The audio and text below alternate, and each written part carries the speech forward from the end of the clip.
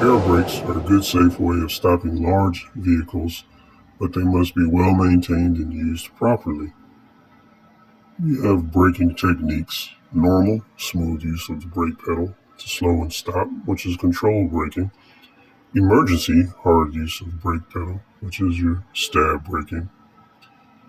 Air brake system parts consist of compressor, governor, storage tank, alcohol evaporator, safety valve, tank drain, manual, daily, automatic, supply pressure gauge, application gauge, low air warning, stoplight switch, brake pedal, foundation brakes, which are S-cam drum most common, disc, and wedge, brake drum, brake pad linings, S-cam, camshaft, slack adjuster, push rod, brake chamber, air lines and hoses. If you apply the foot brake on the pedal, air through the hoses to the valves to brake chamber, push rod to slack adjuster, camshaft, S-cam, pads, and drum. Foundation brakes consist of S-cam drum, which are most common hardware. Spring brakes are used to keep vehicles from moving. They consist of spring forces, pad against drum and holds, used for parking or emergency brakes. Your regular brakes are your service brakes, pad against drum using brake pedal.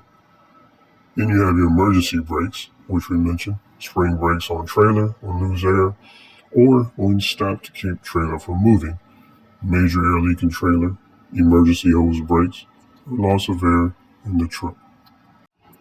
Parking brakes, spring brakes on truck to keep truck from moving, parking brake valve.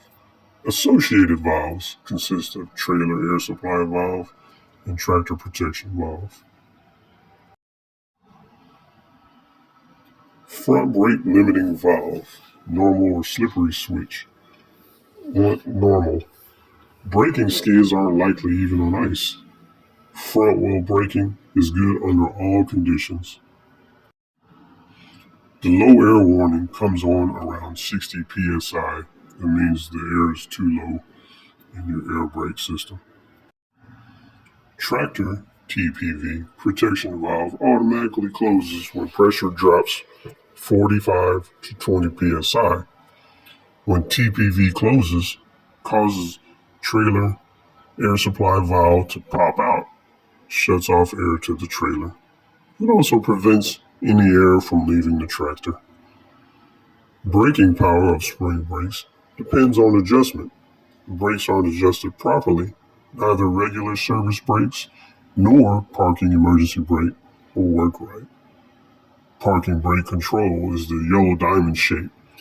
Push it in and it releases parking brakes or its spring brake. Pull it out, applies and sets the parking brakes, spring brake.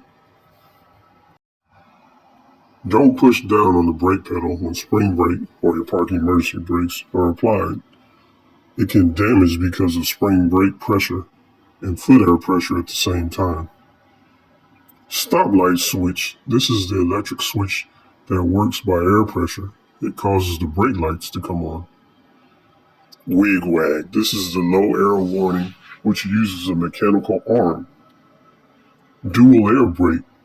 Most heavy duty trucks or vehicles use this for safety.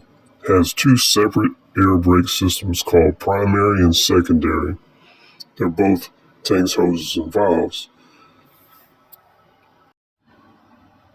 Inspecting air brakes.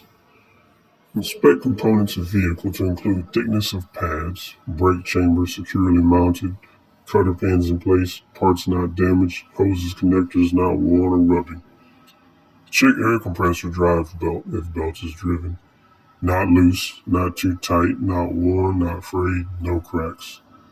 Max 3/4 play. Check slack adjusters. Manual slack adjusters. Plenty of air. Truck secured for movement. Brakes spring released. Get under the vehicle. Use gloves. Pull hard on each slack adjuster. If it moves more than 1 inch, probably needs adjustment. Get it fixed. Automatic slack adjusters. They've been in trucks since 1994. They adjust themselves. Drivers should not adjust manually. It may damage them. It's a shock problem. Check drums, linings, discs, hoses, no cracks longer than a quarter width, no grease or oil. During brake tests, things to check. Low air alarm comes on around 60 psi, 80 to 85 for buses. Spring brakes come on automatically between 40 to 25 psi. Make sure compressor works properly. Build pressure from 85 to 100 psi within 45 seconds. Test leakage rating. In a single vehicle, no more than 2 psi with the brakes off, 3 psi with the brakes applied. Combination vehicle, no more than 3 psi off, no more than 4 psi when it's on. Compressor kicks in at 100 psi, it kicks out at 125 psi. Test packing brake, test service brake. Using air brakes. Control brake pad pedal pressure for smooth, safe stop. If you have a clutch, use only idle at low RPM. Brake hard to lock the brakes. Light loads or wet conditions, easier to lock up. ABS helps avoid wheel lockup, helps avoid obstacles while braking, helps avoid skids. Without ABS, you have normal braking functions, even though the ABS isn't working. Emergency stops. Braking in a way that will keep you straight and allow you to turn if it becomes necessary. How do you use the emergency brake?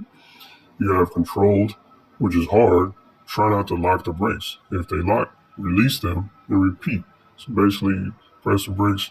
If you lock up instead, release the brakes and then try it again because you want it to be a smooth stop.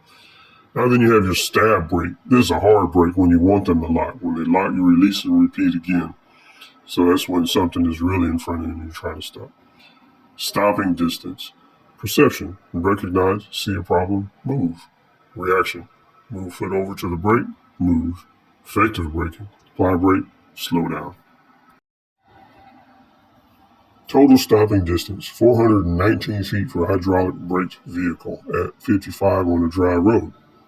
450 feet for air brake vehicles, extra 30 plus feet because of brake lag. Perception plus reaction plus brake lag. Time for air to go through hoses plus effective braking equals your total stopping distance.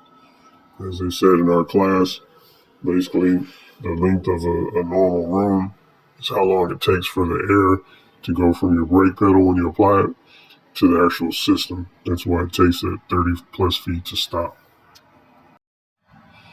Brake fade and failure creates friction. If you overuse your brakes or brakes are out of adjustment, it could lead to applying more pressure on the brake pedal because drums are expanding, which means they're getting farther away from the pads and lining. All of this, brake pad and brake failure, leads to complete brake failure. Drums have expanded, pads and linings lost surface ability to create good friction. Get them fixed. Use of brakes down a long, steep grade. Get in proper gear. Lower gear is best before going down. So basically, you drop it one gear. Let braking effective engine. Keep vehicle from picking up speed. It works best when you're in a high RPM and lower gears. When speed gets to a safe speed or your desired max, apply brakes gradually. Slow vehicle by 5 miles per hour when releasing the brakes. Then you repeat. Slow down, pick up speed, slow down again. Low air pressure, get vehicle off the road. Safely park as soon as possible so that way you can call in and get the vehicle fixed. Always use parking brakes. Unless brakes are hot, unless brakes are wet and temperature is low, which means it's cold outside, you want to leave the parking brake off. But otherwise, always use your parking brake. Always use parking brake or chocks. Chocks when it's cold outside. Take the key out of the car. That was air braking system.